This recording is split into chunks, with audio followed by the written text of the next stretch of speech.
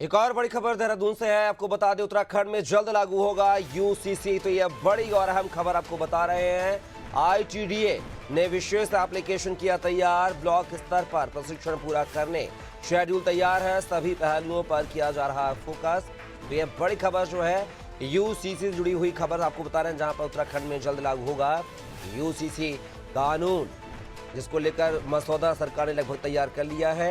और अब देखना होगा कि यूसीसी कानून आने के बाद जो है उत्तराखंड की दिशा और दशा कितनी बदलती हुई नजर आएगी। और ज्यादा जानकारी के साथ उत्तराखंड के bureau head Sonu Singh phone line पर लगातार हमारे साथ बने हुए हैं। सोनू, बात किया उत्तराखंड में एक बार फिर से यूसीसी लागू करने की कवायद की जा रही है। कयास ये लगाया जा रहा है कि 26 जनवरी को शायद ये लागू भी हो जाए, लेकिन ये जो तारीख बताई जा रही है इसको मैं वो तारीख नहीं मानूंगा कि हाँ ये लागू ही हो जाएगा, क्योंकि इसके पहले भी तारीखों में बदलाव हुआ है।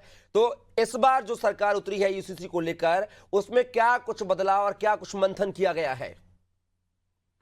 देखिए कपिल, जब भी किसी सार्वजनिक कार्यक्रम में मुख्यमंत्री मीडिया से रूबरू होते हैं और मीडिया की तरफ से जब सवाल किया जाता है तो मुख्यमंत्री सहजता से इसका जवाब देते हैं और ये भरोसा दिलाते हैं प्रदेश के जनमानस को कि सरकार गठन के दौरान जनता को और ये वादा किया था।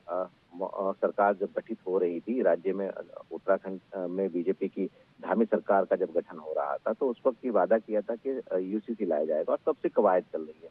कई दौर की समितियां बनाई गई, विशेषज्ञ समितियों ने इसका ड्राफ्ट तैयार किया, विधानसभा से लेकर राष्ट्रपति तक ये ड्राफ्ट जो है मंजूर होकर के आया और अब इसका फाइनल रूप तैयार किया जा रहा है। और जैसे आपने भी कहा कि 26 जनवरी को उम्मीद जताई जा रही, क्योंकि अभी इसमें ग्राउंड जीरो पर यानी ब्लॉक स्तर पर जो प्रशिक्षण है उसका एक शेड्यूल तैयार किया गया है और उसका जो समय निर्धारित किया गया उससे फिलहाल ऐसा लग रहा है कि 26 जनवरी के बाद ही ये लागू हो पाएगा। बहरहाल ये जरूर है कि इससे जुड़े जितने भी पहलू हैं उन पर गंभीरता से फोकस भी किया जा रहा है और जो समिति इसके लिए कार्यान्वयन के लिए जो लगातार प्रयास कर रही है वो भी इसको अंतिम रूप देने की कवायद में जुटी हुई है। आईटीडी की अगर हम बात करें, जो सूचना प्रौद्योगिकी विकास एजेंसी है, जो सरकार की ही एजेंसी है, इसने एक एप्लीकेशन तैयार किया है और इससे पहले ऐप भी तैयार किया गया है। और चूंकि अब केवल इसको व्यवहारिक तौर पर लागू करना है और समाज की तमाम कुरीतियों को